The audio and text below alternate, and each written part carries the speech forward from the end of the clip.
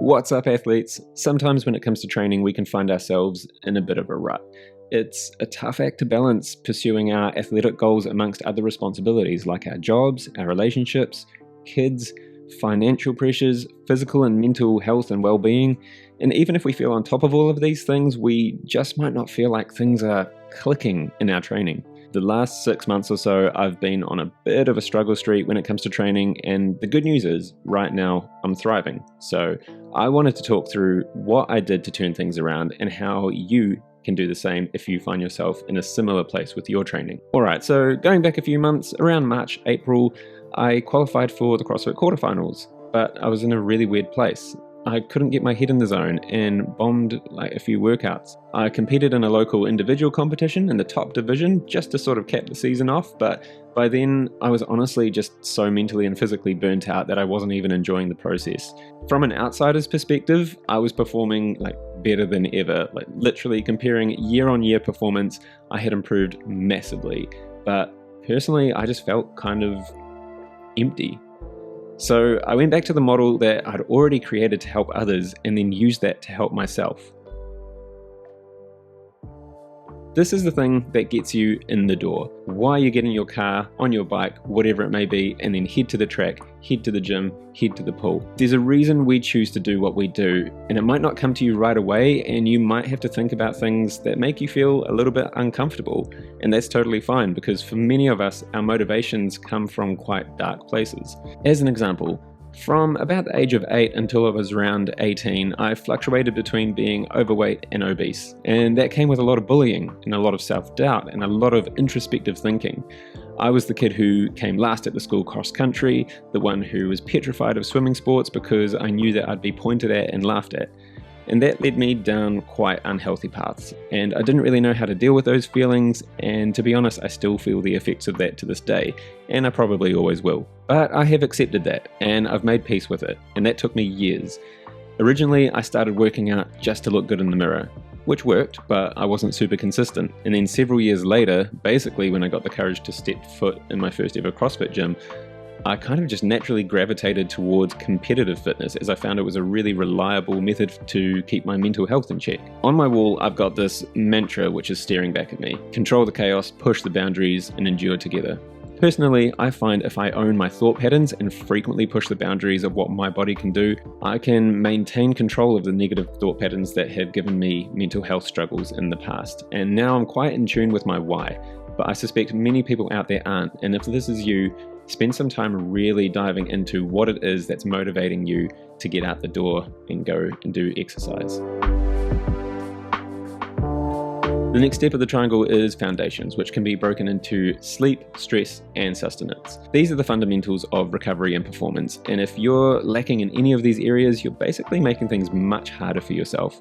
It's worth analysing each of these to see if there could be an area that you are neglecting. Are you getting enough sleep? Exactly how much you need is going to be very personal to you. Personally, I thrive when I get 8 or more hours per night, whilst my wife can get by just fine on like 6 or 7. It's been said by many pros that sleep is more important than the work you do in the gym, and even making small changes like adjusting your wake-up time or prepping meals in advance can make a big difference to how much sleep you can get. Now, I'm incredibly grateful that I get to work a remote job.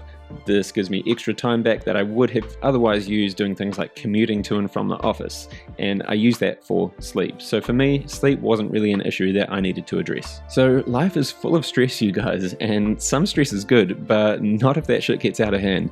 It'll massively impact you physically and mentally. And when we exercise, we stress our bodies, and our bodies have to react to this, and they do their best job to adapt, and that's essentially how we get stronger and fitter. But if you're already carrying too much stress and you're trying to load more stress on, it's not going to end well. So if you're feeling run down or burnt out, consider adjusting your training volume and intensity. It's okay to scale back when you need to. It's just about finding that right balance, and try to use your workouts as a way to manage stress and not add to it. And that's exactly what I did. I scaled back the volume of high intensity workouts and spent about 12 weeks focusing purely on strength work. However, like anything, there is a balance. And as I found out, I had tipped those scales way too far to one side. Your nutrition has to match your training and your goals. If you've been overindulging or you haven't been eating enough, you have a huge opportunity to dial things in. So here's me, I'm off on my 12-week long holiday from workouts and just focusing mainly on lifting big weights, hitting big numbers like a 200 kg deadlift personal record,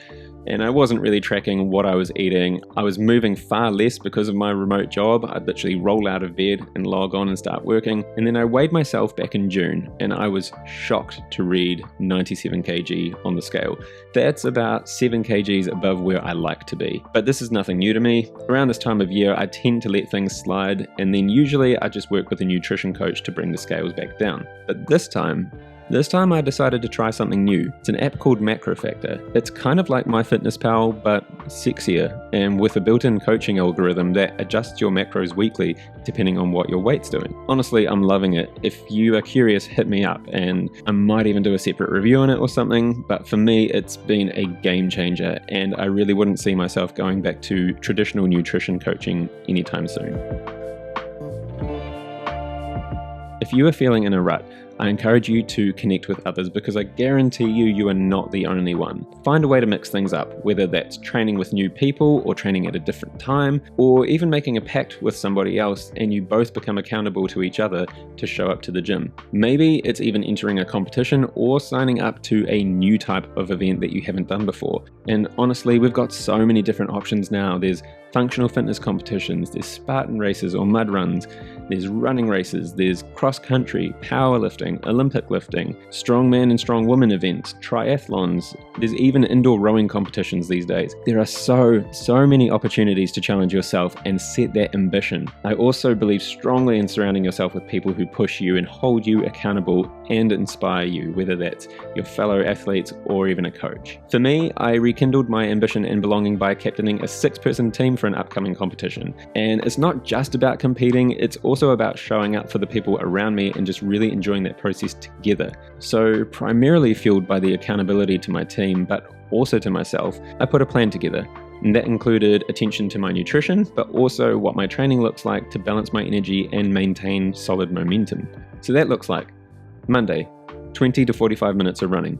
Tuesday, some sort of barbell skill such as snatches or cleans and jerks, and then a 1-hour class.